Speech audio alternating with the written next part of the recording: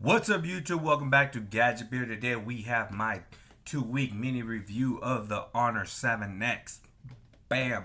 First off, I'm going to start off with giving you some of the things I didn't like about the phone, and then I'm going to close out the video with the things I do like about the phone. So let's get started.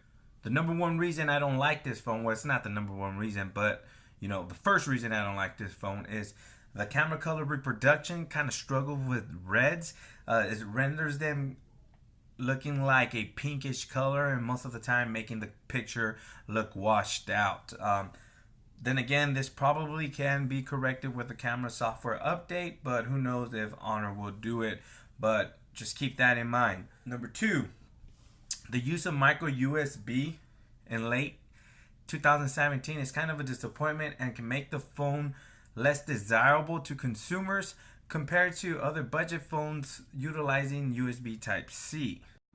Number three, not being able to disable Honor's native apps like calendar, messaging, clock, calculator, contacts, just to name a few, can be very cumbersome when you're heavily invested in Google's own iterations of those apps.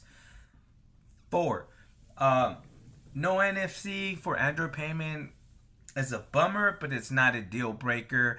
No wireless charging, and also no any type of waterproofing found on the device. And last but not least, not launching with Android 8.0 at least 7.1.1. This phone did launch with 7.0. It's kind of a disappointment, but nonetheless, Honor did mention that this phone will be updated to Oreo, so let's hope they keep to their promise and we get Oreo soon on the 7X. Okay, now let's talk about what I did like about the phone. Software experience has been the biggest surprise to me. It was my first experience with EMUI 5.1 on Android 7.0, my only experience. Features like theme, twin apps, and have been great to use. Themes is very simple to use. Basically, download any compatible EMUI theme from the App Store, and voila, my Honor 7X becomes a OnePlus 5T. Also, the twin app feature is great for managing social media, business, and personal accounts. EMUI basically clones either a Facebook or, for this example, a Snapchat. I'm logged in with my personal login in this first Snapchat, and in the clone app with my channel, Gadget Beard. Make sure to add me on Snapchat. Performance has been less than stellar. Under the hood, the Kirin 659 can be easily compared to the likes of the Snapdragon 625. Just enough power, but great battery life. You get the occasional hiccup and stutter here. It's mainly most noticeable when using apps like Facebook or social media apps that are heavily RAM intense apps, but can be easily mitigated. What I did was I downloaded the Facebook Lite app. I sideloaded it from Mirror APK or something like that, and deleted the regular Facebook app, and it ran a lot smoother and performance was a lot better after deleting that Facebook app. The Kirin 659 handled any game I threw with it with the breeze. It performed well, played games like Marvel Champions, Pokemon Go, Clash of Clans.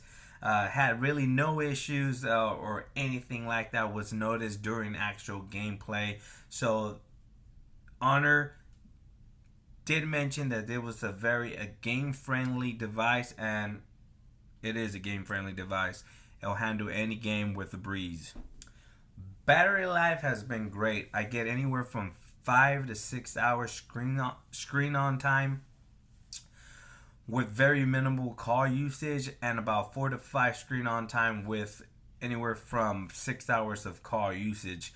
In my opinion, it's great. You're gonna get a full day's battery worth. I usually run my devices for about 14-hour days. That's from the time I wake up to the time I plug in is 14 hours. This device was easily able to last all day. So it's a big thumbs up for battery life. Now, one of the biggest standout features of this phone is the 5.93 inch Full HD 18:9 aspect ratio screen. It's an IPS display, but the vibrant colors and crisp display make it feel like an OLED display. Media consumption has been very enjoyable on this, let's just say, 6-inch display. Build and design of the phone screams pure flagship and it has a quite resemblance to a specific flagship from which we will not name.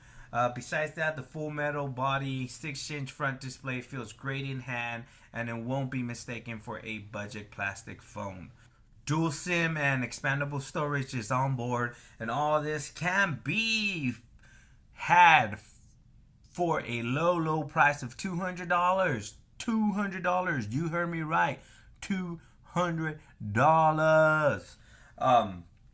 The Honor 7, in my opinion, raises the bar when it comes to budget-friendly phones, and I strongly recommend this phone to anyone looking to purchasing a phone and don't want to break the bank. Comment below if you have any questions regarding the Honor 7X. Like, share, and subscribe if you haven't. And like always, guys, I'll catch you guys on the next one.